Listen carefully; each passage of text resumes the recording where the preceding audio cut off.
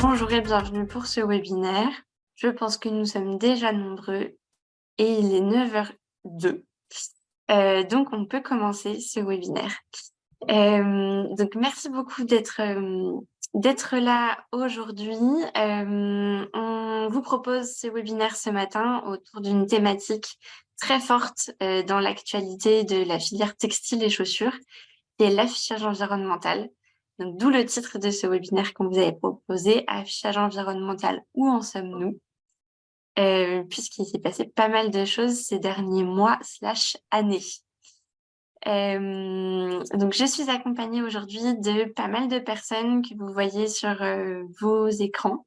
L'équipe Refashion est accompagnée de Auré qui nous aide dans l'organisation de ces webinaires et ateliers qui sont les rendez-vous de l'éco-conception que l'on fait tous les mois. Et puis, nous avons aussi des intervenants que nous vous présenterons au fur et à mesure de ce webinaire. Et donc, Juliette, qui est de l'association Auré, va vous présenter l'ordre du jour et les consignes de ce webinaire.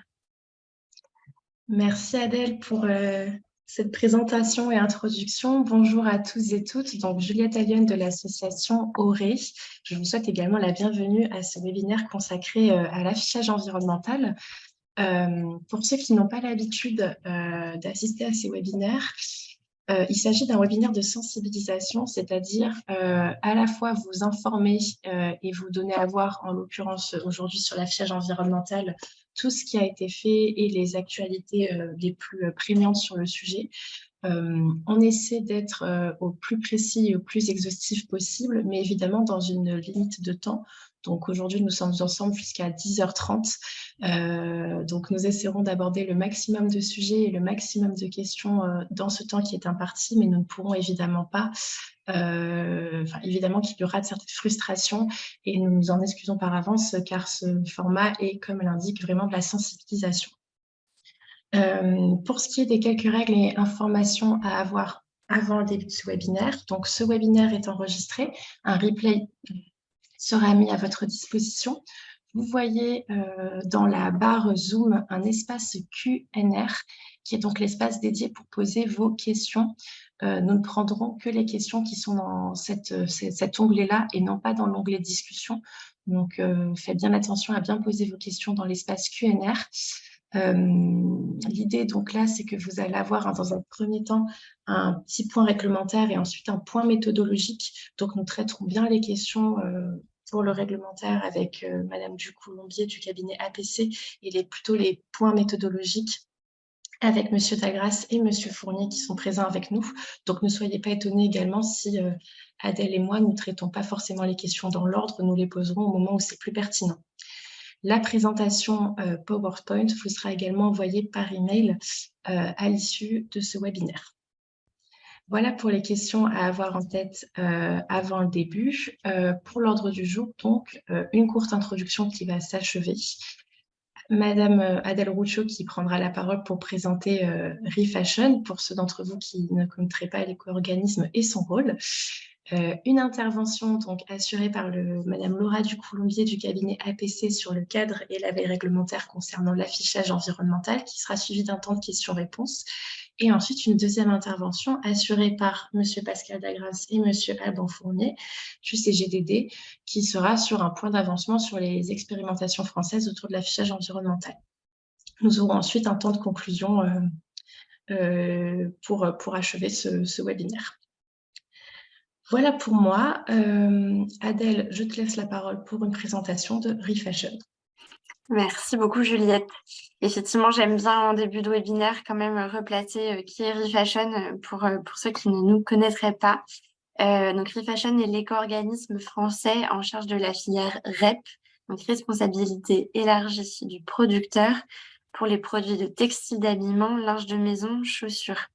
Donc, ça veut dire en fait qu'on agit en prévention et en gestion de ce gisement de déchets textiles et chaussures. Donc, comment ça fonctionne? Je vous ai mis le schéma que vous voyez à l'écran du fonctionnement de Refashion. On collecte auprès des metteurs en marché, donc les marques, les distributeurs, les fabricants, les importateurs, ce qu'on appelle une éco-contribution. Cette éco-contribution, elle est calculée en fonction du type de produit qui est mis sur le marché. Donc, ça peut être un t-shirt, un jean, une paire de baskets, et du volume, de la quantité de produits qui est mis sur le marché. Donc, toutes les marques qui commercialisent en France des produits neufs, donc en France et dans les DOM, hein, à destination des ménages, donc des particuliers, sont redevables de cette éco-contribution auprès de l'éco-organisme. Qu'est-ce qu'on en fait de cette éco-contribution? Parce que le Refashion est un organisme qui est à but non lucratif. Ben, on la reverse pour assurer la gestion et la prévention des déchets. Donc, on la reverse notamment aux opérateurs de tri. Donc, ceux qui, une fois que le consommateur s'est débarrassé de son déchet textile et ou chaussure, l'a déposé dans un point d'apport volontaire, ben, c'est collecté et puis c'est trié. Alors, l'objectif du tri, c'est de séparer les déchets selon leurs états. Donc, ce qui est en bon état va pouvoir être réutilisé en France ou à l'étranger. Et puis, ce qui est en moins bon état peut être recyclé selon différentes technologies. Si pas possible, valorisé énergétiquement. Et puis encore moins, sans aucune forme de valorisation, qu'elle soit énergétique ou matière. Donc voilà, ce premier poste de dépense de l'éco-contribution, c'est auprès des opérateurs de tri. Ensuite, on soutient aussi les collectivités territoriales, donc ça va être les communes, les communautés d'agglomération, etc., qui vont sensibiliser les citoyens de leur territoire à avoir les bons gestes de tri pour leurs déchets textiles et chaussures. Donc les bons gestes de tri, c'est ne pas mettre ces déchets dans la poubelle d'ordures ménagères, mais bien de les déposer dans des points d'apport qui sont prévus à cet effet. Donc, par ailleurs, Refashion a une cartographie pour identifier sur le territoire national ces points d'apport. Et puis de les déposer dans un sac bien fermé, les chaussures attachées par les lacets, dans un sac bien au sec et des vêtements propres. Et le dernier poste de dépense important de l'éco-contribution, c'est la R&D et l'innovation. Donc chaque année, on finance des projets de R&D et d'innovation qui ont pour objectif de créer des nouveaux ou de développer des technologies de recyclage ou de préparation au recyclage des textiles et des chaussures usagées. Voilà en quelques mots qui est Refashion, à quoi sert l'éco-contribution. Étant le 28 novembre 2022, je ne pouvais pas ne pas vous partager cette actualité forte de Refashion qui est toute récente, puisque Refashion est un organisme qui est agréé par l'État pour accomplir cette mission d'encadrer la filière REP des textiles et chaussures. Quand on dit qu'on est agréé par l'État, cela signifie qu'on a un cahier des charges dans lequel sont détaillés nos objectifs. Cahier des charges qui arrivait à expiration là le 31 décembre 2022. Et donc le gouvernement a récemment publié vendredi dernier le nouveau cahier des charges pour la filière REP des textiles et chaussures. Donc je vous invite, si vous n'avez pas connaissance de ce nouveau document, à consulter. Voilà pour la petite actualité du jour et la présentation de Refashion. On va tout de suite rentrer dans le vif du sujet qui est l'affichage environnemental aujourd'hui.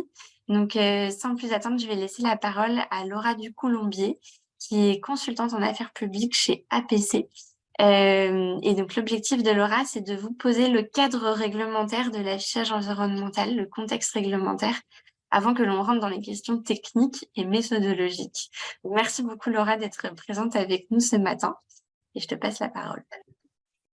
Merci beaucoup, Adèle. Je vais partager mon écran. Voilà, donc moi, ce que je vous propose, c'est de faire un petit tour d'horizon du cadre législatif autour de l'affichage environnemental en France et je serai obligée de parler un petit peu d'Europe parce que les deux vont souvent ensemble. Bon, un petit rappel, je pense que tout le monde ici sait de quoi on parle, mais pour être sûr, donc l'affichage environnemental, c'est évidemment pour le moment un dispositif volontaire qui couvre une trentaine de produits, dont les textiles. Donc, vous en avez peut-être entendu parler sous forme d'éco-score récemment, puisque le gouvernement a utilisé cette dénomination-là. Donc, c'est un score compris entre A et E, qui doit prendre en compte les émissions de gaz à effet de serre, les atteintes à la biodiversité et la consommation d'eau et d'autres ressources naturelles, permet de donner ces informations-là au consommateur lorsqu'il fait un achat Et il a un enjeu double qui est de permettre aux entreprises elles-mêmes d'évaluer les impacts environnementaux de leurs produits, bien sûr, et comme je disais, aux consommateurs de faire des choix informés au moment de l'achat. Donc en France, l'obligation d'information de cette empreinte environnementale, elle entre progressivement, très progressivement on va dire, pour être rendue obligatoire au plus tard fin août 2026. Pour certains produits avant que pour d'autres. Et le textile est plus directement concerné puisque le textile fait partie des tout premiers tests et donc des toutes premières obligations qui devraient entrer en matière d'ici fin 2023. Donc, pour revenir un tout petit peu sur le cadre législatif, il est un petit peu pas toujours facile à suivre puisque les lois se suivent et se remplacent successivement. Mais l'affichage environnemental, il apparaît pour la première fois dans la loi en 2009 avec les lois Grenelle 1 et les lois Grenelle 2. Alors, il n'est pas encore appelé comme tel, mais ces deux lois prévoient, elles se suivent et elles se font écho, et elles prévoient une information obligatoire du consommateur, d'une façon ou d'une autre. Ça ne prend pas encore la forme d'un affichage environnemental, mais ça institue l'obligation pour les marques de mettre en place une information auprès des consommateurs qui doivent, eux, pouvoir disposer d'une information environnementale sincère, objective et complète sur les caractéristiques du produit qu'elles achètent. Donc ensuite s'ensuit une série de premières expérimentations, de premiers tests, pour que finalement en 2020, dans la loi relative à la lutte contre le gaspillage et à l'économie circulaire, dont dite loi AGEC, l'article 15 instaure cette fois-ci officiellement un dispositif d'affichage environnemental ou environnemental et social volontaire. Donc ça, c'est en 2020. S'ensuit une mise en place d'une expérimentation volontaire où les entreprises volontaires peuvent s'y soumettre et qui est destinée à évaluer différentes méthodologies et modalités d'affichage environnemental. Donc, cette période d'expérimentation qui, de mémoire, a duré environ 18 mois, a donné lieu à un rapport, d'abord du gouvernement, sur la mise en œuvre, la faisabilité de la mise en place d'un affichage environnemental et son impact économique, qui a été donc transmis au Parlement, qui a lui-même publié un rapport en mars 2022, dont je vous passe les conclusions, je vous l'ai mis là en lien, donc vous pourrez aller le voir si vous voulez, mais la conclusion principale est qu'il est important, voire crucial, que cet affichage environnemental soit clair et harmonisé. Ce qui ressortait de la première expérimentation qui a été menée, c'est que c'était encore un petit peu flou, ce qui est normal puisque c'était les premiers tests, encore un petit peu flou, et que les marques attendaient de manière assez forte des instructions claires sur une méthodologie qui permette, qu'il n'y ait pas de confusion et sur laquelle tout le monde se met d'accord. Donc ça, c'était l'article 15 donc, de la loi AGEC, qui a été remplacé en 2021 par la loi Climat et Résilience, qui est la loi la plus en date sur le sujet, donc dont l'article 2, qui est le premier article après l'article qui expose les motifs de la loi. Donc ça montre quand même l'importance du sujet. Je ne sais pas si vous connaissez la longueur de cette loi, mais voilà, que ça soit placé en article 2 n'est pas complètement anodin. Donc cet article remplace l'article 15 de la loi AGEC et précise toutes les dispositions qui entourent l'affichage environnemental en France. Donc prévoit notamment une nouvelle expérimentation et le calendrier selon lequel cet affichage environnemental doit être mis en place. Donc, je vous le détaille un petit peu, puisque c'est la loi qui s'applique aujourd'hui, c'est la plus à jour, la plus récente, et c'est celle qui est en vigueur aujourd'hui. Donc, la loi Climat et Résilience, dans son article 2, elle inscrit l'affichage environnemental dans le Code de l'environnement. Elle vient modifier le Code de l'environnement pour y inscrire l'affichage environnemental. Donc, plusieurs dispositions s'y retrouvent. Donc, dans le Code de l'environnement, il est modifié donc, pour ajouter la notion même d'affichage environnemental, donc dans l'article que je vous mets là, qui stipule qu'un affichage destiné à apporter aux consommateurs une information relative aux impacts environnementaux d'un bien mis sur le marché national est rendu obligatoire. L'article 2 donc, de la loi Climat et Résilience stipule aussi que c'est un décret qui fixera la liste des catégories de biens et de services pour lesquels l'affichage environnemental est rendu obligatoire. Donc, c'est très important puisque vous le verrez sur ma prochaine slide. Mais donc, pour l'instant, cet affichage environnemental, il a été rendu, on va dire, en théorie obligatoire dans la loi avec l'obligation que ce soit fait avant fin août 2026, mais c'est un décret du gouvernement qui viendra progressivement déterminer quels produits seront soumis à l'affichage environnemental obligatoire et selon quel calendrier. Donc, évidemment, la loi climat et résilience prévoit également les sanctions, les amendes qui sont prévues en cas de manquement aux obligations d'affichage environnemental.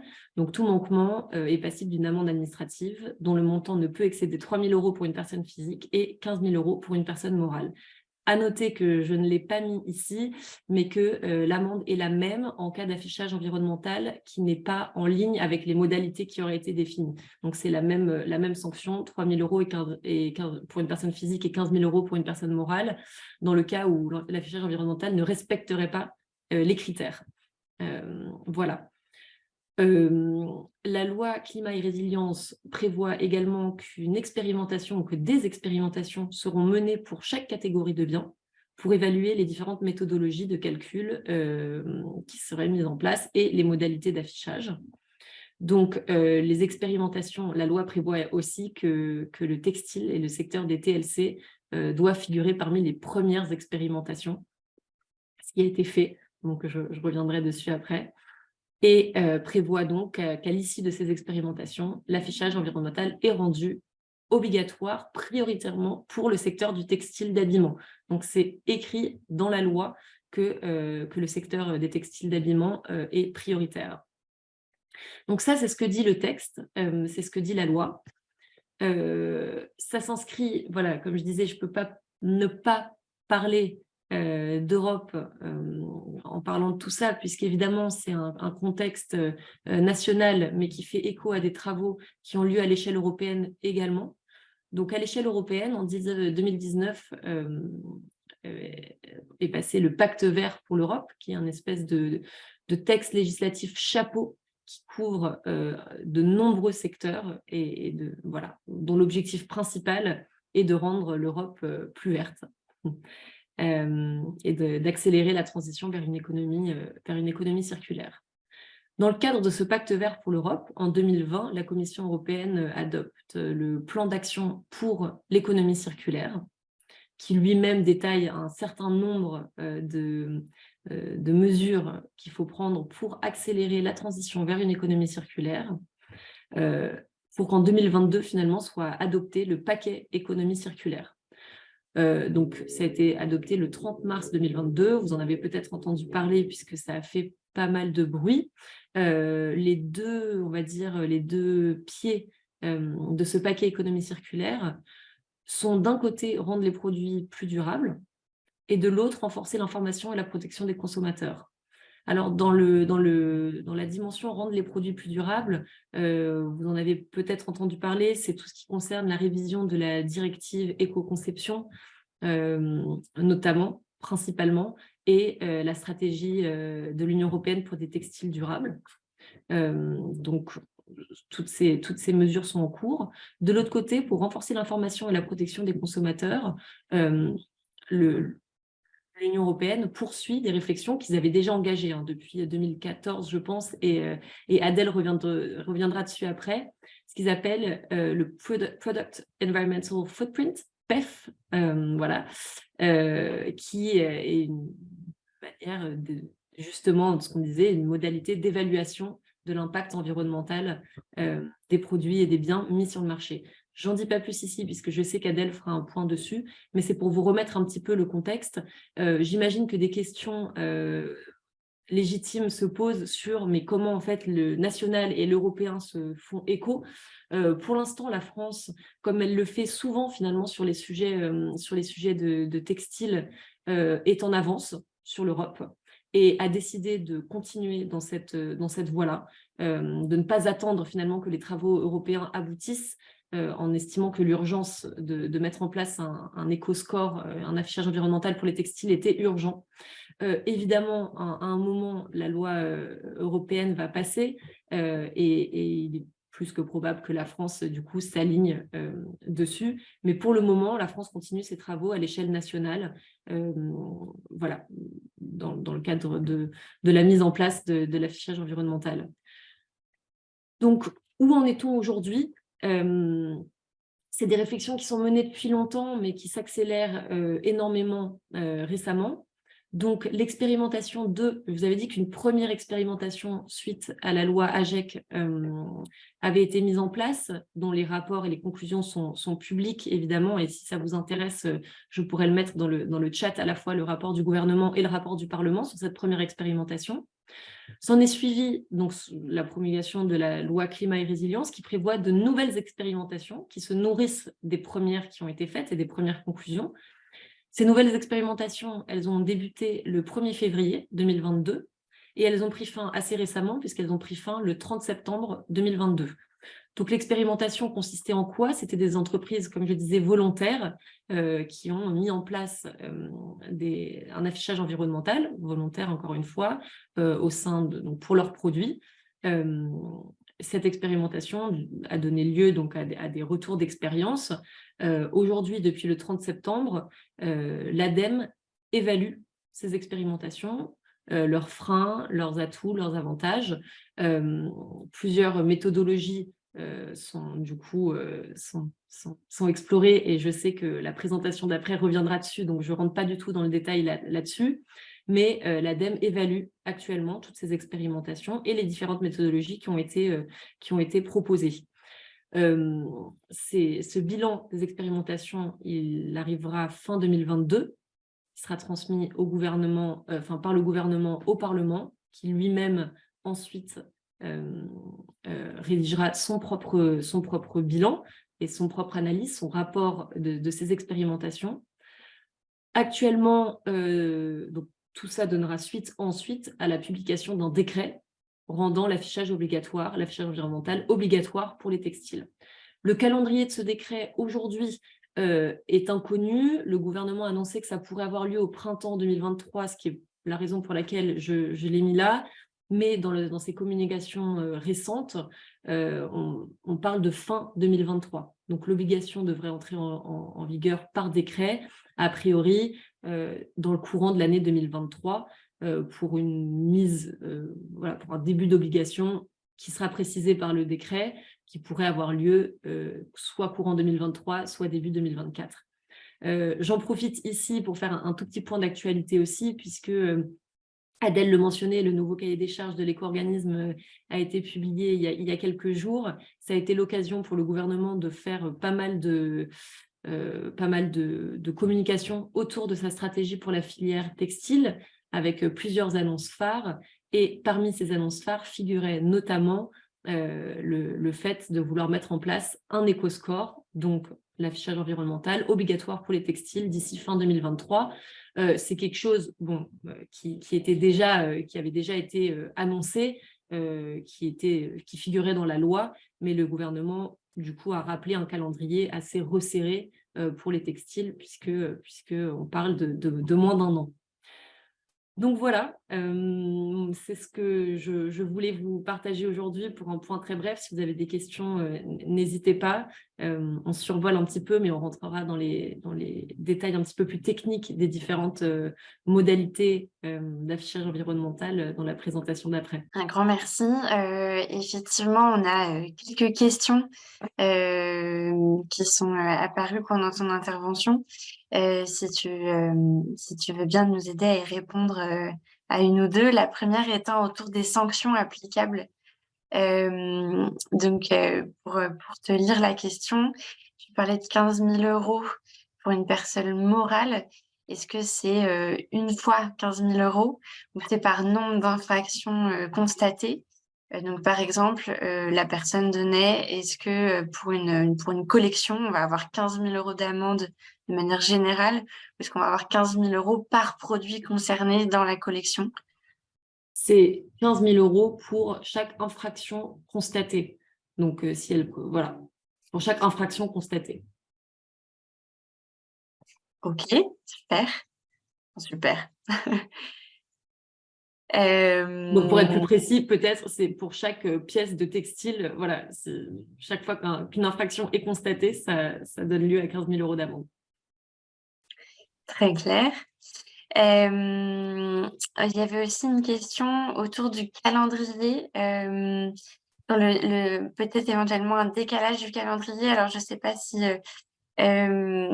Pascal ou Alban reviendront dessus pendant leur intervention. Pascal me fait oui, mais qu'effectivement, le rapport des expérimentations pourrait être décalé étant donné le décalage pour les méthodes PEF, mais je laisserai peut-être Pascal réagir dessus pendant son intervention tout à l'heure. On a une question également autour d'une mise en place échelonnée en fonction du chiffre d'affaires de la société entre 2024, 2025, etc. Ici, il me semble qu'il y a une confusion avec un autre article de la loi AGEC, qui est l'article 13. Je ne sais pas si tu veux y répondre, Laura. Alors, est-ce que... Donc, la question, c'est est-ce qu'il y a une mise en place échelonnée en fonction du chiffre d'affaires de la société, c'est ça? Exactement. Non. Voilà, la réponse est assez claire. Non. Après, par contre, je vois une autre question dans le chat qui concerne les aides, parce qu'évidemment, voilà, toutes les sociétés n'ont pas la même taille, et j'imagine qu'il y aura évidemment des aides financières prévues par le gouvernement de soutien dans la mise en place de cet affichage environnemental. Mais je vois que le CGDD voulait répondre à une partie. Non, oui, juste un complément. Enfin, on ne sait pas. Enfin, les délais de mise en œuvre, ça va dépendre du décret qui a été très bien introduit et qui n'est pas écrit à ce stade. Il y a encore bien des travaux avant, donc il est difficile aujourd'hui de dire quels seraient les calendriers de mise en œuvre. Juste un élément que je peux citer, mais sans du tout savoir s'il sera repris, applicable au textile, quand, pourquoi, difficile à dire. Il y a aussi des travaux sur l'alimentaire, en application de l'article 2 de la loi climat. Et sur ces travaux, le gouvernement a remis un premier rapport au Parlement, dans lequel, donc c'était en mars 2022, dans lequel il est écrit que dans un premier temps, l'affichage environnemental serait du volontaire encadré. C'est-à-dire, si vous faites de l'affichage, vous devez respecter le cadre du décret, et que dans un deuxième temps, on bascule sur la demande du législateur, à savoir un caractère obligatoire. Alors, ce n'est pas écrit dans un décret alimentaire, c'est encore moins écrit dans un projet de décret textile, mais il faut dire qu'il y a plusieurs options possibles. Alors, merci Pascal. J'essaie de voir un petit peu, pareil, de trier les questions. Alors, il y a une question il y a plusieurs fois où c'est réapparu une demande de précision concernant justement ce que recouvrait le mot textile. Est-ce qu'on parle également des articles chaussures? C'est toute la question. Et ça devrait être précisé justement dans le décret qui définit le cadre global de ce qui est couvert. A priori, je ne veux pas dire de bêtises, pour l'instant, la loi mentionne les textiles d'habillement, cash, c'est écrit comme ça. Donc, non, ça ne couvre pas les chaussures pour le moment, mais le décret pourrait en décider autrement. Tout ça sera vraiment, sera écrit noir sur blanc dans le décret. Ce que je peux vous dire, c'est que pour le moment, la loi parle de textile d'habillement. Ensuite, il y a pas mal de questions qui portent plutôt sur la méthodologie, donc qui sera plutôt pour la deuxième présentation. Je vois juste une question, et je l'avais mentionné Bien sûr. un petit peu dans ma présentation, mais sur la contre-productivité potentielle entre l'affichage environnemental national et l'européen, si l'européen vient contredire le national. La France est très active, et Refashion eux-mêmes très actifs à l'échelle européenne pour nourrir les discussions et nourrir la définition du PEF. Les travaux de la France nourriront en fait les travaux européens, et on a bon espoir, et il n'y a pas de raison que ça ne soit pas le cas, qu'au final l'Europe suive. Sinon, on est capable de démontrer en France que finalement la conclusion à laquelle on est arrivé fonctionne et est la bonne, que la méthodologie est éprouvée. Il y a fort à parier que l'Europe suivra, en tout cas pourra prendre exemple là-dessus. Maintenant, ça pourrait nécessiter un réajustement au moment de la publication des conclusions européennes, sachant que les calendriers sont quand même assez similaires, et que dans un monde idéal, on arrive à aligner un petit peu les calendriers, puisque la consultation sur le PEF à l'échelle européenne, elle devrait continuer, continuer de manière assez soutenue au premier semestre 2023. Donc, normalement, les deux se nourrissent et devraient être alignés. Et je ne sais pas si je peux rebondir maintenant ou plus tard sur cette question extrêmement importante. Je pense qu'il y a enfin, un souci de bonne articulation des deux, enfin, que Laura vient de mentionner et qui est réel sur le textile, sur l'alimentaire, évidemment. Sur l'alimentaire, d'ailleurs, encore une fois, pour m'en tenir à des éléments factuels, dans le rapport que le gouvernement a remis au Parlement, l'orientation qui est donnée, c'est de s'appuyer au maximum sur le socle européen PEF, de s'autoriser des compléments lorsqu'il y a des aspects jugés insuffisamment bien couverts par le PEF, par exemple la biodiversité locale, dont on sait, ça a été dit dans la présentation, que c'était une demande des parlementaires, que l'affichage environnemental prenne bien en compte la biodiversité. Donc voilà, une base PEF en s'autorisant des compléments lorsque cela est jugé nécessaire. Donc, il y a une vraie marge d'appréciation derrière, mais bien les justifier, surtout pas partir dans quelque chose de, comment dire, de complètement différent du cadre européen, puisque au bout du compte, surtout quand les dispositions du paquet économie circulaire qui a été mentionné seront toutes adoptées, et il y a pas mal de travail encore d'ici là, il convient qu'une convergence soit possible, et même, parce qu'elle est même nécessaire. Juste aujourd'hui, à date, il y a une différence fondamentale entre les travaux qui sont conduits en France et les travaux conduits en Europe, c'est que les travaux conduits en France visent une généralisation de l'affichage environnemental. Aujourd'hui, le cadre technique PEF n'a pas pour objectif une généralisation. Ça pourrait venir plus tard, mais en fonction du futur texte du règlement éco-conception qui vient d'être préparé, en fonction d'actes délégués qui pourraient suivre. Donc, il y a tout un cheminement. Mais aujourd'hui, vraiment, il y a une vraie différence de fond. France, affichage environnemental généralisé. On veut de l'affichage environnemental sur tous les vêtements. Europe, le cadre PEF, il n'est pas pensé philosophiquement tout de suite pour être généralisé à tout. Donc, ça fait quelques différences d'approche. Ça peut justifier des compléments, des ajustements, mais au bout du compte, il est tout à fait possible. Et d'ailleurs, l'Europe se dote des moyens qui lui permettraient d'aller vers un affichage environnemental généralisé. Et donc, à ce compte, il faudra bien que ça converge. Mais ça peut prendre plus de temps. Merci Pascal. On va bientôt passer en fait, à la deuxième présentation. Peut-être le temps d'une dernière question relative au réglementaire. Alors, il y a pas mal de questions sur est-ce que l'affichage environnemental doit être sur affiché physiquement ou est-ce qu'il sera possible de l'afficher de manière dématérialisée? Ça, je ne sais pas, Laura, si... Oui, il sera possible de l'afficher de manière dématérialisée, c'est le but et c'est la nature des expérimentations qui sont menées pour le moment et sur lesquelles le CGDD reviendra, mais c'est physique et dématérialisé pour les produits mis en ligne. D'accord, les deux possibilités sont envisageables. Je rebondis, je crois que ce qui est écrit dans la loi de mémoire, c'est visible au moment de l'acte d'achat. Voilà, exactement. Donc c'est pas limpide, mais c'est visible au moment de l'acte d'achat. Et alors là où il peut y avoir un doute, qu'est-ce que ça peut vouloir dire? Est-ce que c'est sur l'étiquette? Est-ce que c'est sur le rayonnage? Est-ce que c'est un QR code qui permet d'accéder à l'information depuis son smartphone? Là, il y a plusieurs possibilités. Mais visible au moment de l'acte d'achat, c'est ça qu'a demandé le législateur. Merci beaucoup. Il est temps de passer à la deuxième partie de ce... On pourra toujours encore faire des petits allers-retours entre Laura, Pascal et Alban lors de la deuxième temps de présentation. Si Laura, vous voyez des questions qui vous sont plus adressées, n'hésitez pas également à prendre la parole. Adèle, je te cède la parole pour un petit point sur le PFCR. Avec plaisir, merci Juliette. Et merci Laura pour cette présentation. Première présentation très claire. En effet, l'objectif était de vous introduire cet acronyme un peu horrible qu'on entend partout. Pardon, évidemment, j'ai fait une slide avec plein d'animations qui vont défiler au fur et à mesure. C'était pas très pratique, je m'en rends compte.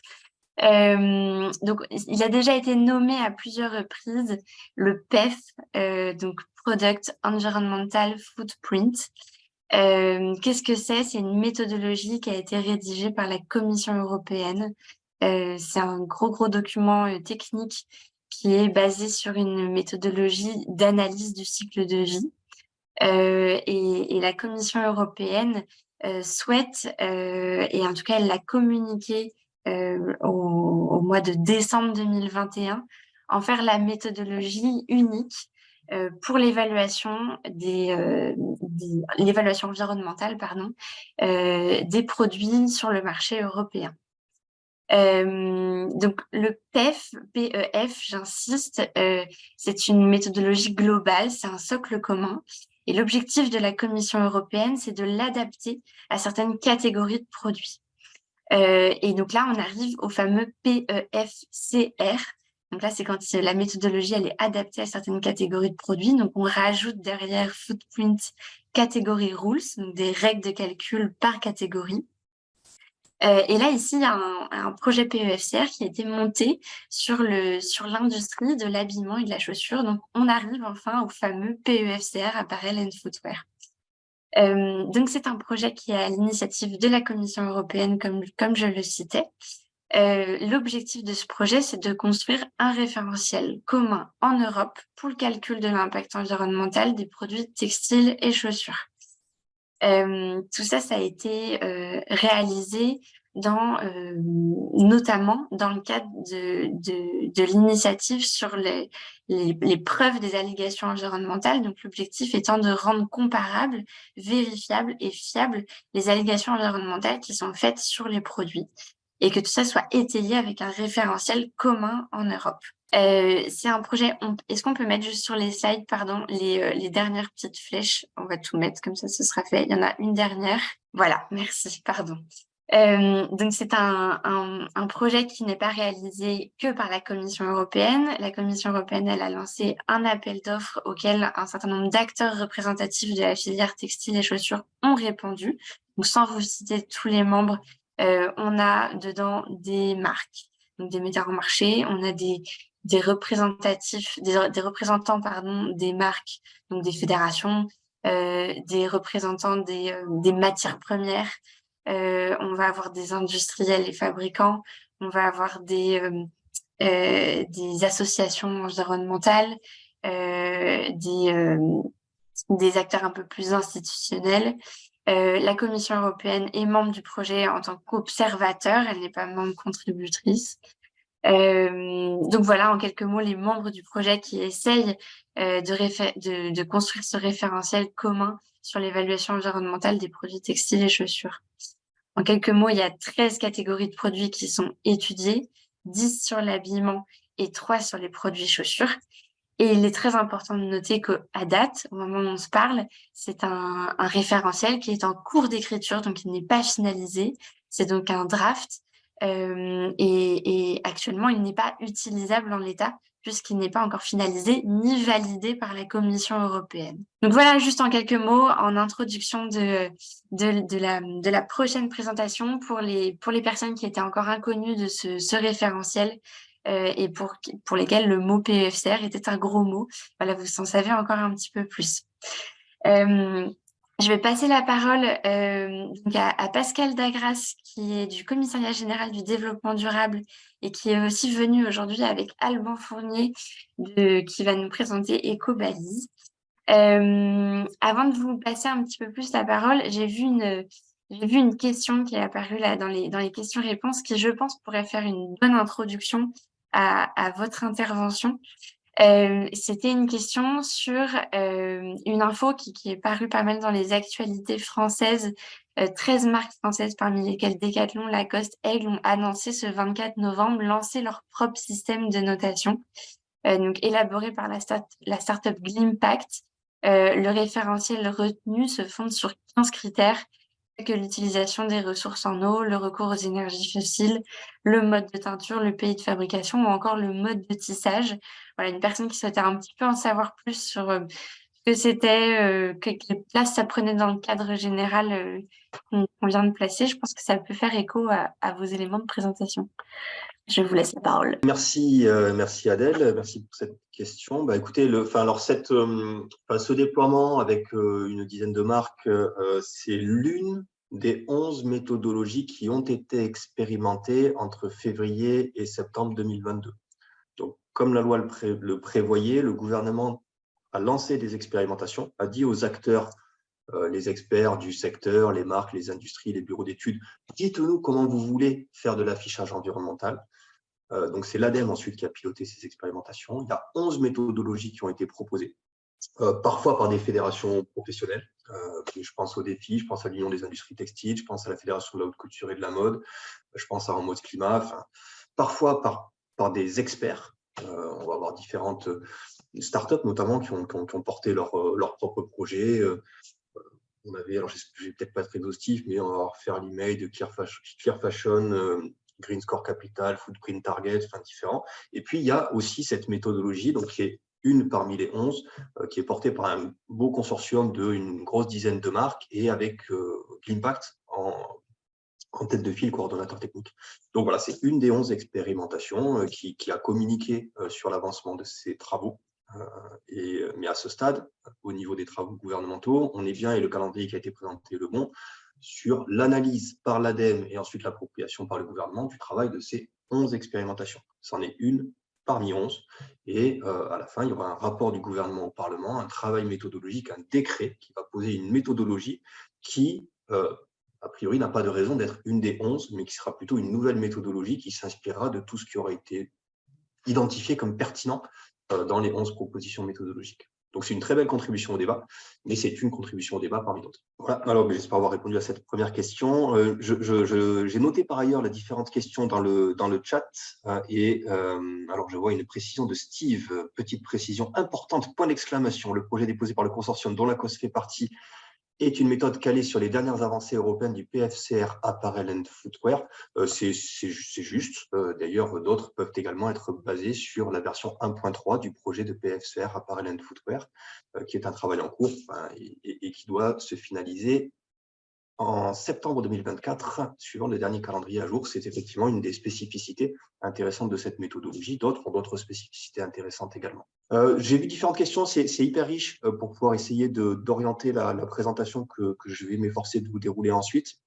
Ce que je peux vous proposer juste, c'est avant de partir tête baissée dans ma présentation, c'est juste prendre quelques minutes pour noter quelques questions de plus avant que je commence. Donc voilà, si vous avez des attentes particulières sur cette présentation que je vous propose pour le compte du CGDD avec mon collègue Alban Fournier qui parlera plus pour la startup d'État EcoBalise, n'hésitez pas à prendre quelques minutes pour les glisser dans le chat. Je vous propose un temps de respiration et puis on s'efforcera dans la présentation d'en balayer quelques-unes. Et je note en attendant, donc à vos stylos. Il y avait justement une question sur laquelle tu pourras revenir, je pense, Pascal, d'avoir une liste des 11 expérimentations que tu as mentionnées. Mais bon, j'imagine que c'est prévu dans le cadre de ton intervention. Je ne suis pas tout à fait sûr, donc je vais de suite aller chercher mon anti-sèche. J'espère avoir été à peu près exhaustif, mais écoutez, je vais répondre tout de suite même à cette question. Comme ça sera fait. Les 11 méthodologies qui ont été déposées, donc vous avez dans un ordre qui est celui de mon tableau qui n'a pas de sens particulier, ce que j'appelle des méthodologies un peu collectives, portées par un collectif assez large. Vous avez En mode climat, vous avez Eco-Design Score, notamment impulsé par Le Défi, l'Union des industries textiles, la Fédération de la haute couture et de la mode, et puis deux méthodologies qui quelque part, ont semble-t-il vraiment convergé autour de ce consortium de plusieurs enseignes, Decathlon, Tape à l'œil, Lacoste, Beaumanoir, etc. Donc une vraiment portée par Glimpact et une déclinaison sans Glimpact. Donc tout ça, c'est des méthodes très collectives quelque part. Et puis ensuite, il y a d'autres méthodes qui ont été proposées plutôt par ce que je vais appeler des experts du secteur, des startups, des bureaux d'études, peu importe comment on les appelle. Et donc, vous avez Clear Fashion, vous avez Footprint Target, Fairly Made, Good Fabric et Label Empreinte qui ont proposé leur méthodologie. Donc, tout ça, vraiment, je ne sais pas si certaines marques ici connectées ont pu participer à ces expérimentations. Ça a été un très gros effort de la part des acteurs du secteur. Grand merci à toutes les marques et à tous ces porteurs de méthodos qui ont passer du temps, de l'énergie ces derniers mois pour tester des choses et puis nous remonter des choses qui auront marché, des choses qui auront moins marché, mais beaucoup de matière pour essayer ensuite d'aller proposer une stratégie au Parlement et proposer une méthodologie par décret. Bon, donc, Pascal, sachez qu'entre-temps, il y a une quinzaine de questions qui sont apparues dans l'espace Q&R. Super. Donc, c'est bon, vous aurez matière à Ok, je les balaye très vite et puis après, je promets. Non, mais c'est bien, comme ça, c'est au plus proche des questionnements de nos participants. Alors, nous avons, donc ça j'avais vu, est-ce que le PFCR va servir de référentiel pour le score environnemental français? C'est une bonne question, j'y reviens. Est-ce qu'il y a une préconisation de logiciel? C'est une bonne question aussi. Qui sera en charge de former les entreprises et à la méthodologie du PEF? Si on a déjà des consultants qui ont été désignés pour la méthode définie, est-il prévu de développer un outil commun pour récupérer les données relatives aux produits? On y vient. Est-ce que les marques ont participé à ces expérimentations, ont le droit de se servir de leurs travaux pour faire un affichage volontaire? De toute façon, la réponse est oui, tant qu'il n'y a pas de décret. Tant qu'il n'y a pas de décret, c'est tout à fait possible. Des coordinations projets notables en cours avec les US, l'Asie dans le cadre d'un développement réglementaire de l'affichage environnemental textile. Hop, je fais que les dire, excusez-moi, en essayant de revenir dessus dans la présentation. Où peut-on trouver la documentation et la base de données actuelle du PEFCR? Tout ça, c'est sur les sites internet de la Commission européenne. On pourrait repousser les liens au besoin. Là, je ne les ai pas tout de suite sous la main.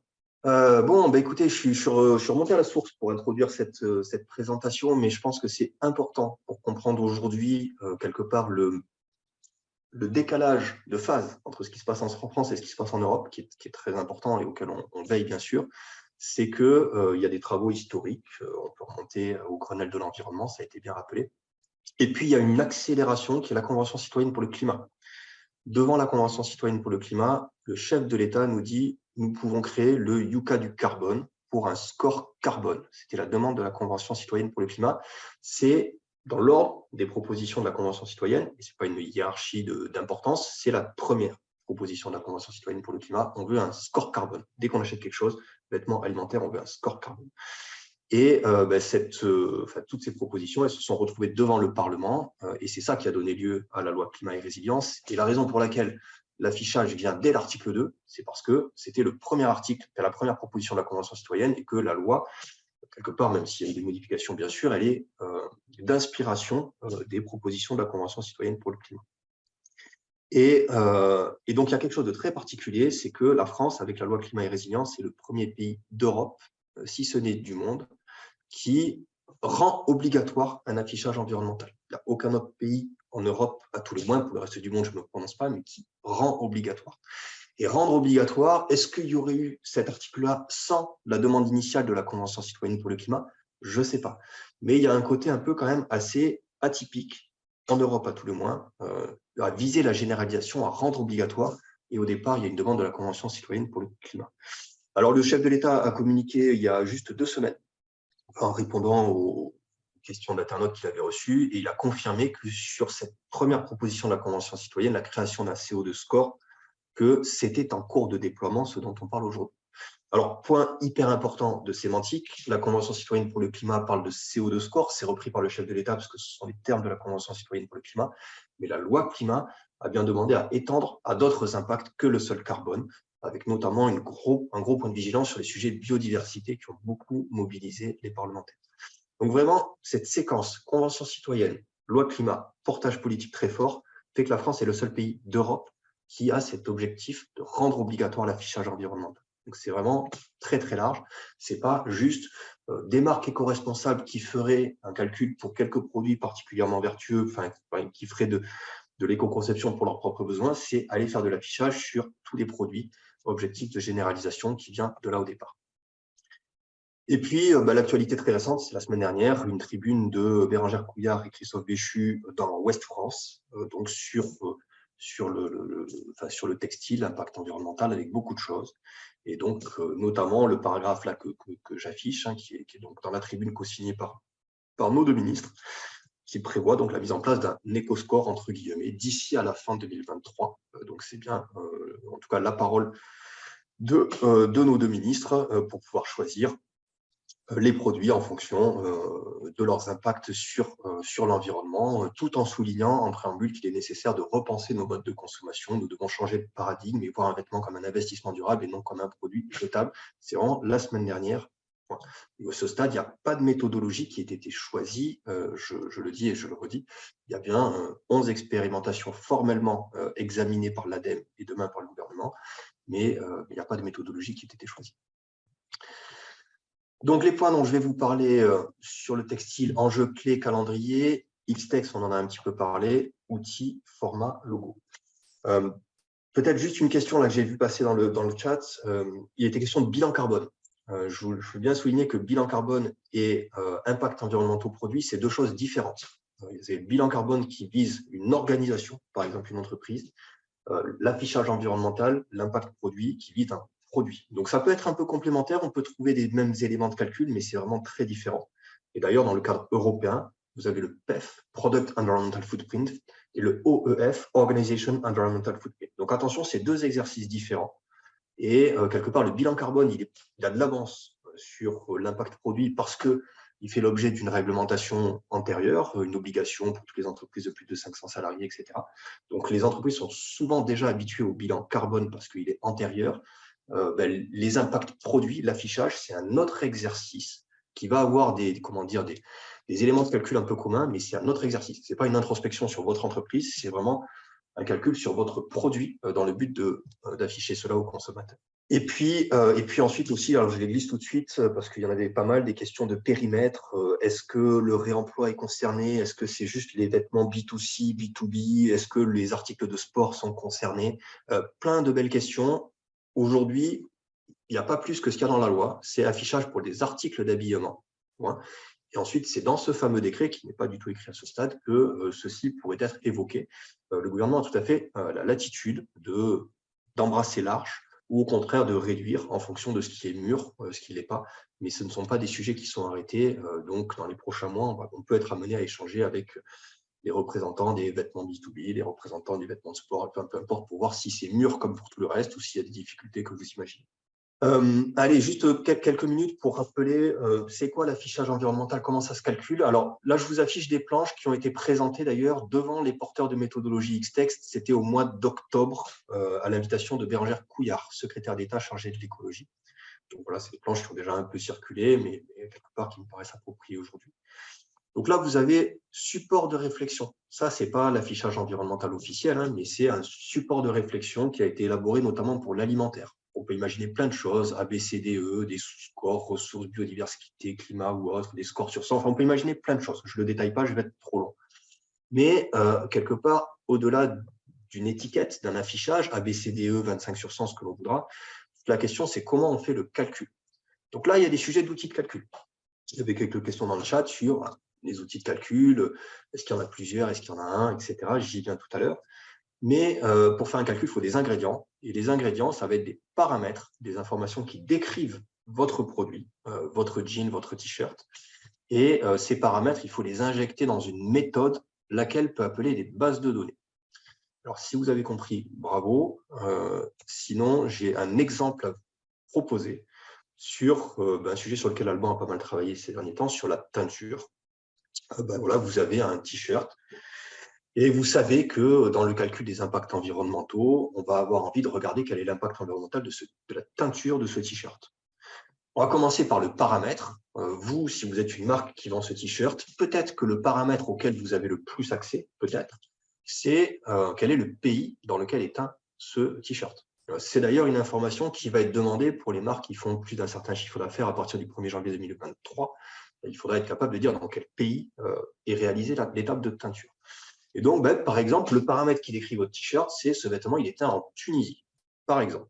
Bon, quand on a dit ça, comment on fait un calcul? Ce n'est pas suffisant. Enfin, Tunisie, ça ne permet pas de faire un calcul. Donc là, je vous présente un calcul avec une approche très analyse de cycle de vie. Alors, vous allez voir, c'est très calculatoire. Mais donc, si le vêtement est teint en Tunisie, comment je peux calculer des impacts carbone, des impacts consommation d'eau, des impacts particules à partir de cette seule information?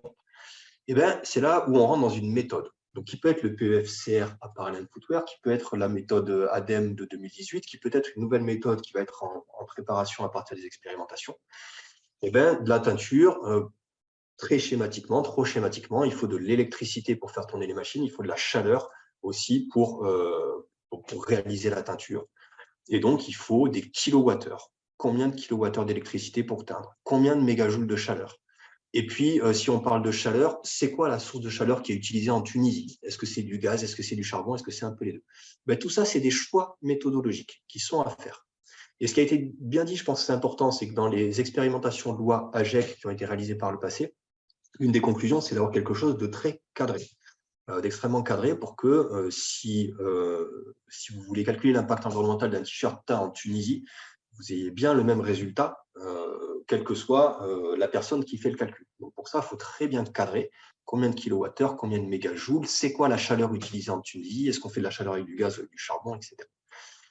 Et donc ça, c'est très précis. À ce stade, le projet de PEFCR Apparel and Footwear, qui est encore en cours d'élaboration, il est peu précis à ce stade sur ces aspects-là. Il pourra le devenir plus tard, mais à ce stade, en tout cas, il laisse encore largement des latitudes pour les personnes qui font les calculs. Et puis derrière, il faut des bases de données d'inventaire de cycle de vie, parce que quand on a dit tout ça, ce n'est pas encore des kilos CO2, ce n'est pas encore des litres d'eau, ce n'est pas encore des particules émises dans l'atmosphère. Encore faut-il savoir combien un kilowattheure d'électricité produit en Tunisie émet de kilogrammes CO2, combien ça émet de litres d'eau, combien ça émet de particules. Et puis le gaz, le charbon, puisqu'il y a du gaz et du charbon peut-être en Tunisie, ça émet combien de kilos CO2, combien de litres d'eau, combien de particules, etc.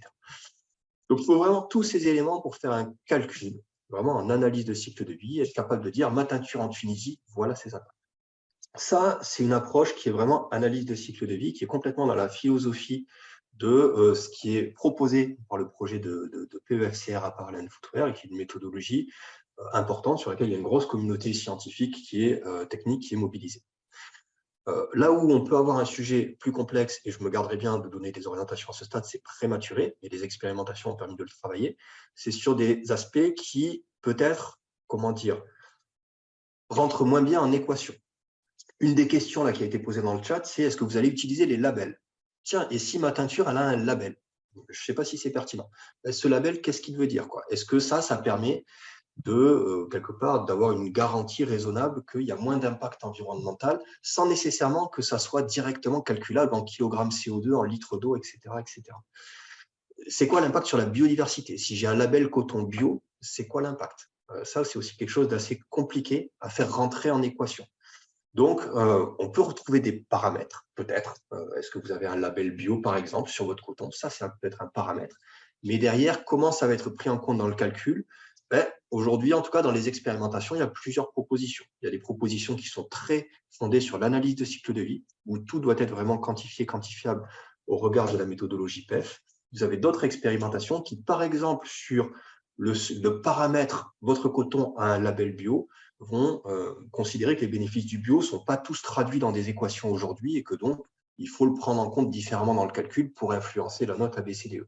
Donc, c'est des débats techniques vraiment complexes, vraiment riches et très content d'avoir 11 expérimentations, toutes importantes à partir desquelles on peut rebondir pour justement voir ce qui fonctionne dès aujourd'hui, ce qui est peut-être des limites, est-ce qu'il convient de les corriger, oui ou non. Et donc, cette slide est peut-être un petit peu redondante parce que je l'ai déjà dit. Donc là, on a quelques enjeux clés, des sujets qui clignotent parce qu'ils ont été abordés dans les expérimentations, tout partie, et parce que aussi c'est des sujets qui sont aujourd'hui dans le débat. Encore une fois, l'enjeu, c'est comment on arrive à avoir une méthode de calcul qui permet d'avoir des ABCDE, des scores en point PEF, sur 100, enfin, tout est possible. Pour ça, voilà, il y a un vrai sujet de biodiversité qui a été très débattu devant le Parlement. Donc, la biodiversité, on sait que c'est complexe à appréhender et on sait que la Commission européenne a lancé des travaux pour enrichir la méthodologie PEF avec des informations sur la biodiversité locale.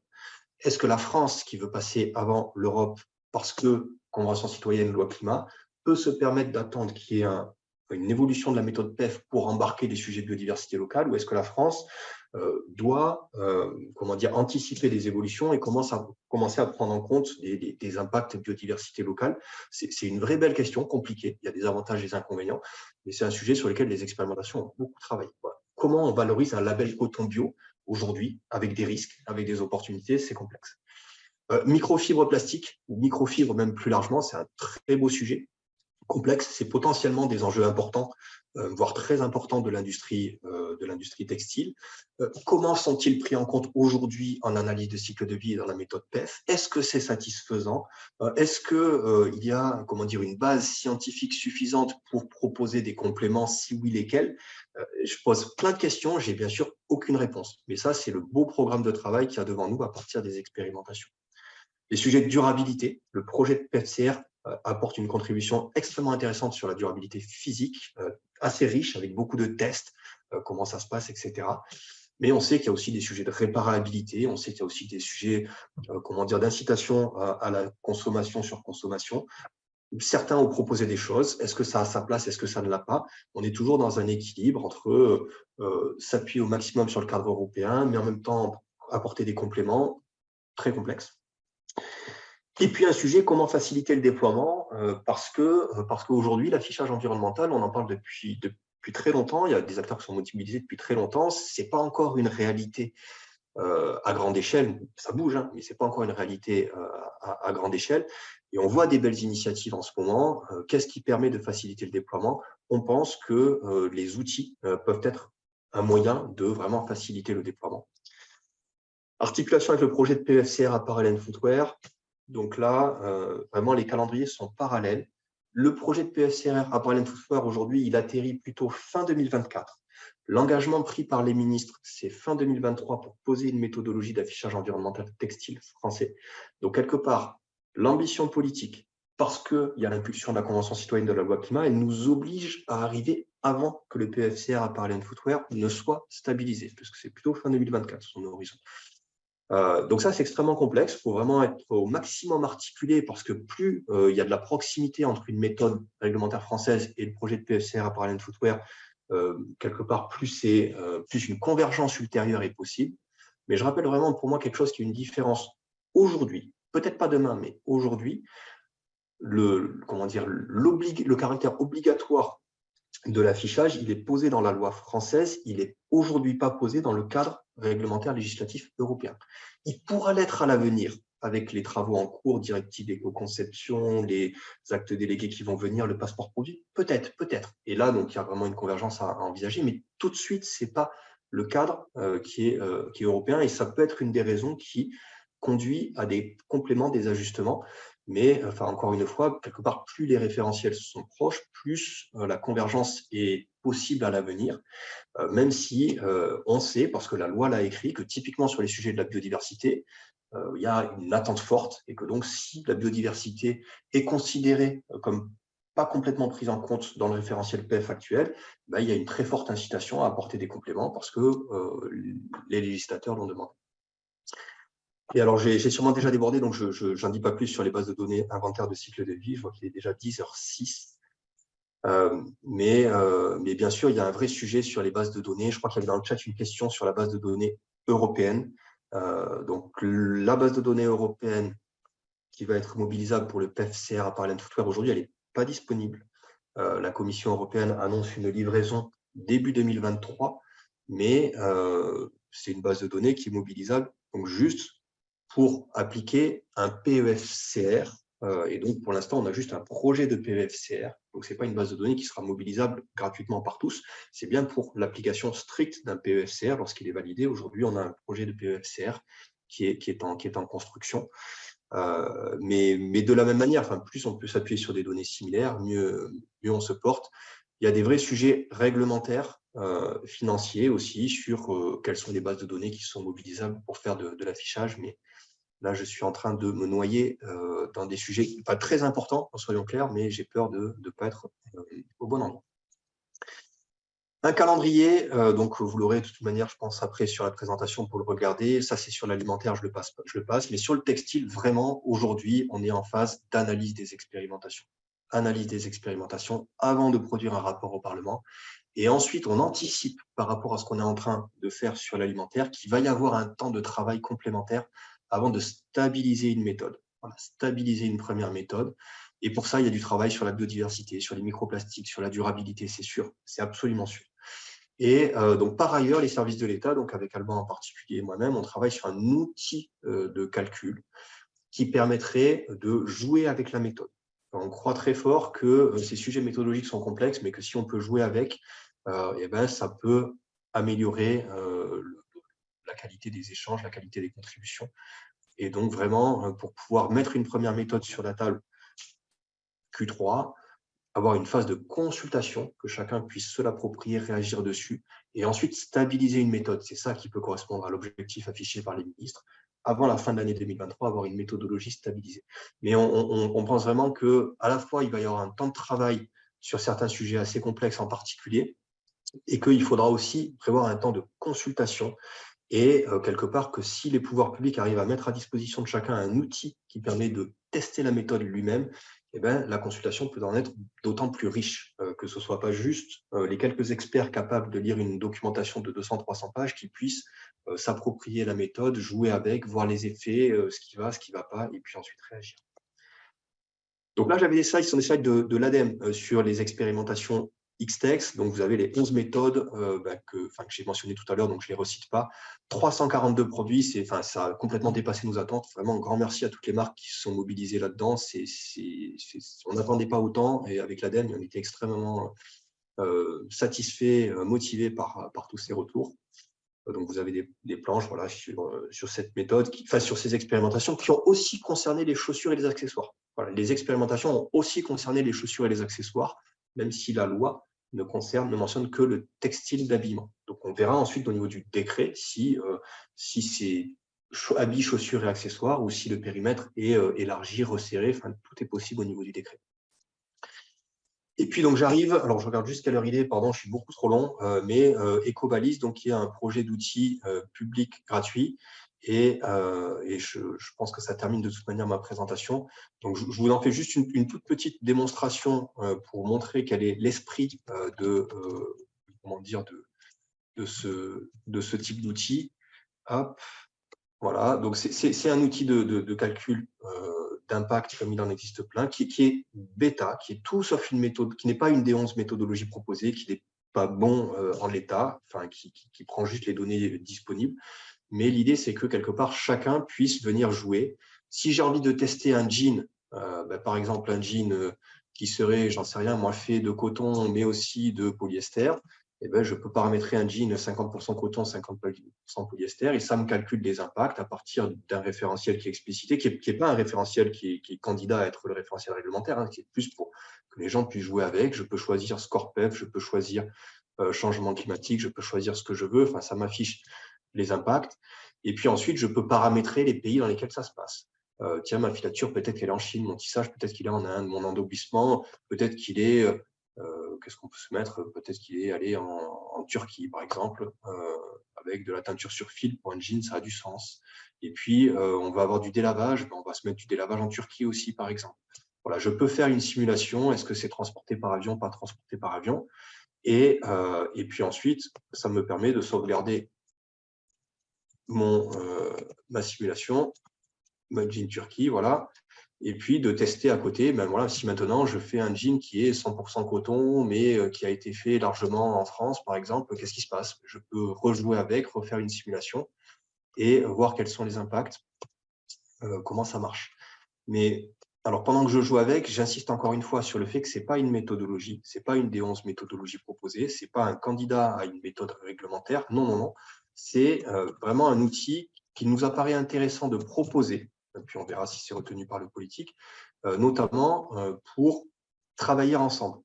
C'est que voilà, là, on expose une de ces méthodes de calcul qui est très complexe, et puis on peut jouer avec, on peut faire des comparaisons, on peut lire les choix qui ont été faits, etc. Donc tout ça, c'est vraiment bêta, c'est vraiment, construire une architecture, mais dans le calendrier que j'ai présenté, où il va y avoir des propositions à faire sur c'est quoi les kilowattheures par défaut, les mégajoutes par défaut, comment on prend en compte la biodiversité, les microplastiques, etc. Toutes ces choses-là, une option, c'est que dans un outil public gratuit comme celui-ci, on donne à voir c'est quoi la méthode réglementaire en construction, pour que chacun puisse venir jouer avec, critiquer, dire ce qui va, dire ce qui ne va pas. Et lorsqu'il y aura une V1 de méthode, que chacun puisse vraiment la tester. Encore une fois, que ce ne soit pas juste un groupe d'experts capables de lire 200-300 pages de méthodologie qui puissent jouer avec. Vous êtes une marque, vous pouvez venir tester vos produits sur l'outil, vous voyez les résultats. Donc là, vraiment, ce n'est pas du tout une proposition réglementaire, c'est plus une structure qui est là et qu'on s'attache à améliorer en fonction des retours qu'on peut obtenir. C'est vraiment au cœur du travail d'Alban. Et puis qu'on va aussi mettre à disposition quelque part des travaux méthodologiques portés par l'ADEME, portés par le ministère, pour vraiment, avec un maximum d'acteurs, et pas seulement les experts en analyse de cycle de vie, vous permettre de voir comment ça se passe. Si demain, on intègre les microplastiques dans le calcul, je ne sais pas comment encore, hein, c'est un vrai sujet complexe, comment ça pourrait apparaître, si vous allez sur Ecobalise, que vous puissiez le voir. Et donc, voilà, dernier point là-dessus, vraiment, j'ai largement dépassé mon temps de parole, je m'en excuse, mais là-dessus, L'outil, il est déjà en ligne, mais c'est un outil bêta, bac à sable. Néanmoins, vraiment, tous les retours de marques qui seraient heurtés parce que c'est trop compliqué, ça ne va pas, ceci, cela, sont déjà bons à prendre. Et c'est au cœur du travail d'Alban. Alban, n'hésite pas à mettre ton mail dans le chat ou le lien vers le site ou quoi que ce soit. Nous, on est preneurs d'un maximum de retour pour que vraiment cet outil soit un outil au service de la méthode. Ce n'est pas une méthode, c'est un outil au service de la méthode pour que vous puissiez voir ces méthodes d'analyse de cycle de vie, les éventuels compléments qu'il faudrait y apporter demain en fonction de la suite des travaux, que vous puissiez voir comment ça se comporte sans avoir nécessairement à rentrer dans un document technique de 200 pages qui ne serait pas à la portée de toutes les marques. Un tout petit complément, merci Pascal, sur Ecobalise. L'outil aussi a un intérêt sur la méthodologie, donc les paramètres, les hypothèses qu'on utilise par défaut et qui sont évolutives. On actualise régulièrement la méthodologie pour l'enrichir, c'est-à-dire une fois toutes les 2 semaines à peu près. Vous avez sur l'outil un onglet documentation sur Ecobalise qui évolue justement à peu près toutes les 2 semaines et qui vous permet de à la fois comprendre les hypothèses qui ont été retenues et aussi en fait de contribuer, parce que vous allez pouvoir contribuer, nous faire part de vos retours.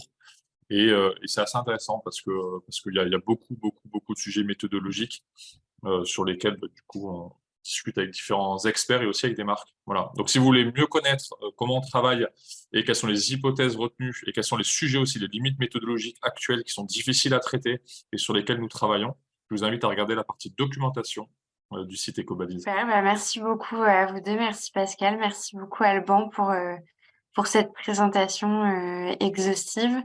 Il y a beaucoup de questions qui ont déjà été traitées dans ton intervention, dans votre intervention. Moi, j'ai relevé encore pas mal de questions sur les catégories de produits concernés, que ce soit les chaussures, le linge de maison, les accessoires, c'est ce qu'on vous a dit précédemment. Tout ça, ça va être précisé ultérieurement, notamment par le décret d'application qui va être publié courant 2023. On va pas prendre le temps de vous répondre question par question pour le linge de maison, pour la chaussure, voilà. Sachez que tout ça, ça va être précisé. Et vous avez aussi beaucoup de questions sur des éléments qui vont encore être précisés ultérieurement. On a fait le choix ici de vous faire un webinaire d'étape, affichage environnemental, où en sommes-nous? Le sujet n'est pas clos. Spoiler alerte, il y aura forcément une V2 de ce webinaire puisque le sujet n'est pas terminé.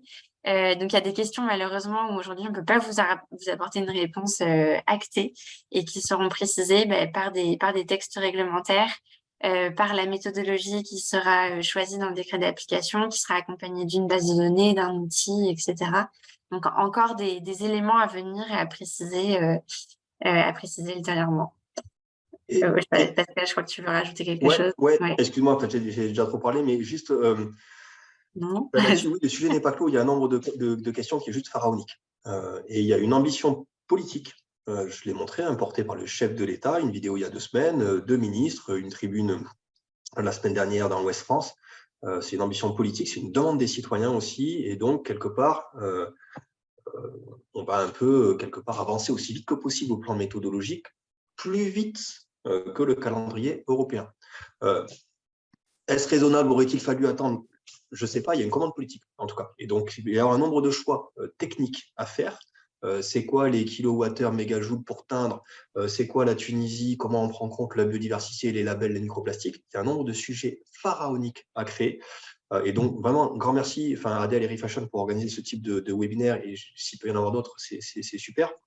Vraiment, c'est au cœur de la démarche Ecobalise, de dire, attention, là, on a un nombre de sujets monstrueux à traiter et on ne peut pas, par rapport au calendrier politique, les traiter, je dirais, classiquement comme on aurait pu souhaiter le faire avec des groupes de travail qui vont se suivre de manière séquentielle, etc. Donc vraiment, l'idée, c'est de mettre à disposition sur l'outil un maximum de la connaissance et des outils de référence. L'outil, je ne l'ai pas cité, je le regrette, donc je saisis cette opportunité.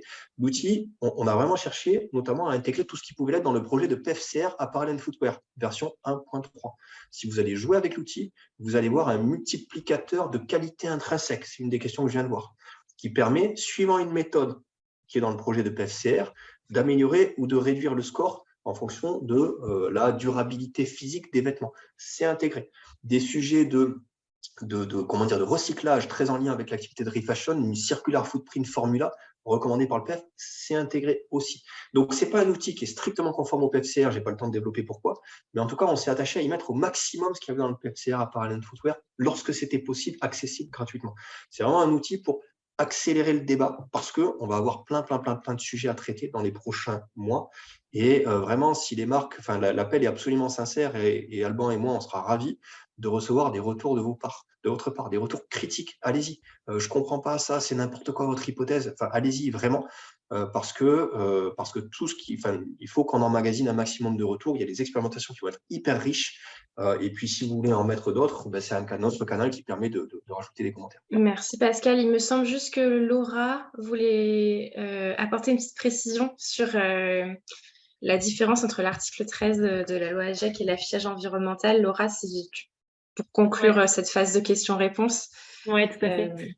Parce que j'ai vu quelques questions passer sur l'article 13 de la loi AGEC et notamment, il y a une petite confusion aussi là sur l'affichage environnemental concernant le chiffre d'affaires dont serait soumis. Enfin, ça, c'est l'article 13 de la loi AGEC qui stipule une information pour le consommateur. Alors, c'est vrai qu'on est dans le même registre, mais donc ça a été mis en œuvre par un décret qui est déjà passé en avril 2022 et qui s'applique uniquement donc, à des entreprises avec un chiffre d'affaires supérieur à 10 millions d'euros et 10 000 unités de produits mis sur le marché par an.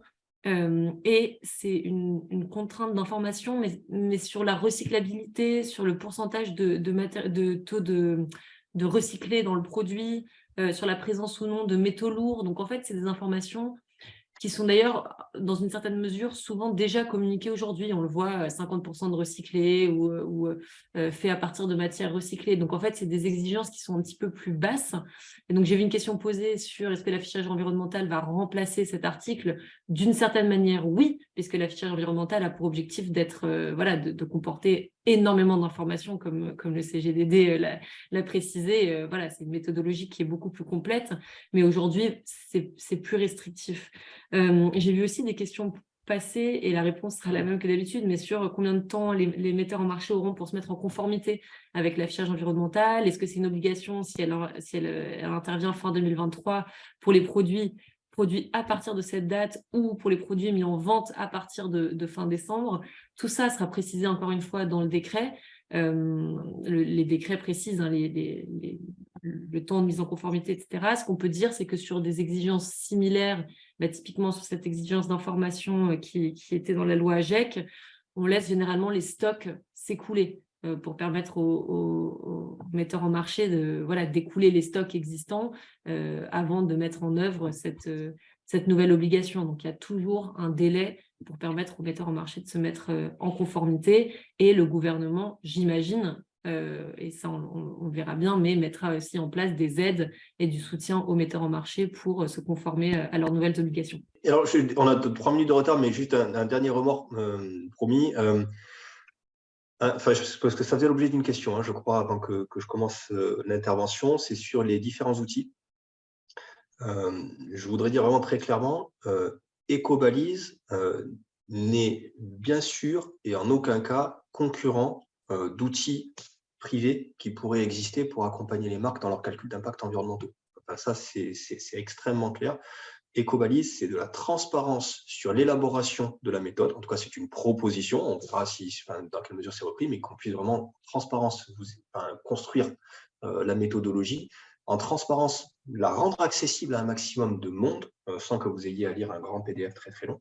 Mais en aucun cas, Ecobalise n'a vocation à accompagner les marques dans la mise en œuvre effective de l'affichage environnemental. Et là, avec la loi climat, qui rend obligatoire l'affichage environnemental, c'est toute une industrie qui va devoir y basculer. Et il y a besoin d'énormément de monde, d'énormément d'experts pour aller accompagner les marques, se brancher dans l'ERP, le supply chain management, ce qu'on voudra, etc., etc., etc. C'est un outil de transparence sur la méthode pour l'élaborer et pour qu'elle soit à votre disposition, que vous la compreniez. Mais en aucun cas, Ecobalise ne se positionne en concurrent de tous les acteurs privés qui vont avoir un boulot phénoménal dans les prochains mois et années pour que toutes les marques basculent, s'approprient l'affichage environnemental aussi rapidement que possible. Et d'ailleurs, à ce sujet, on se rend compte en ce moment, là, en travaillant sur la méthodologie, on se rend compte que la majorité des acteurs privés, en tout cas ceux qui sont spécialisés sur l'ACV, il y a pas mal d'acteurs qui font de l'ACV, mais qui sont pas spécialisés sur le textile, mais la majorité des acteurs spécialisés donc, sur l'ACV textile collaborent sur la méthodologie et n'hésitent pas justement à nous faire des retours, puisque la plupart en fait ont hâte que le dispositif soit mis en place, puisqu'en fait le dispositif d'affichage environnemental va permettre justement de développer de manière très forte le marché de l'accompagnement et de l'évaluation environnementale, puisque la majorité des marques attendent le dispositif pour mettre en place une démarche d'éco-conception et ou d'affichage environnemental. Merci beaucoup pour ces dernières précisions. Donc, beaucoup de questions. On a essayé de répondre à un maximum d'entre elles. Donc, il nous reste 5 minutes sur le temps imparti. Adèle, je vais te céder la parole pour présenter la plateforme Ecodesign avant de passer au temps de conclusion. Oui, avec plaisir. Bon, merci. Merci à nos 3 intervenants, Laura, Pascal, Alban, de nous avoir accompagnés pour décrypter ce sujet de l'affichage environnemental qui, on l'a vu, génère beaucoup de questions et qui n'est pas clôturé. Petite piqûre de rappel pour les nouveaux arrivants sur nos webinaires, mais je le fais à chaque session. J'en profite pour vous reparler d'un outil qu'a mis en place Refashion, qui est la plateforme Ecodesign. Donc, c'est un outil d'éco-conception et c'est un centre de ressources de bibliographie et d'informations autour de l'éco-conception des textiles et des chaussures. Ça a été cité juste à l'instant par Alban, l'éco-conception. L'affichage environnemental peut être un super outil pour faire de l'éco-conception et aussi pour avertir le consommateur de l'impact environnemental de ses produits. Et ça permet en fait de situer un peu où sont les principaux impacts environnementaux sur tout le cycle de vie du produit. Donc c'est des éléments qui sont très très étroitement liés. La mesure est clé dans les démarches d'éco-conception. Et donc on a à cœur nous Refashion de vous sensibiliser et de vous accompagner dans ces démarches. L'affichage environnemental en fait donc partie. Donc, pour rappel, vous avez sur ce site, la plateforme Ecodesign, beaucoup de ressources autour de l'éco-conception des textiles et des chaussures. En lien avec cette thématique d'affichage environnemental, plusieurs ressources à vous flécher. Un guide sur la consommation responsable qui est disponible sur notre plateforme. Un guide sur la manière d'impliquer ses fournisseurs dans une démarche d'éco-conception. Tout à l'heure, en parlant de teinture, Pascal a évoqué qu'il faut mobiliser toute sa chaîne de valeur et tous ses fournisseurs dans ces changements profonds.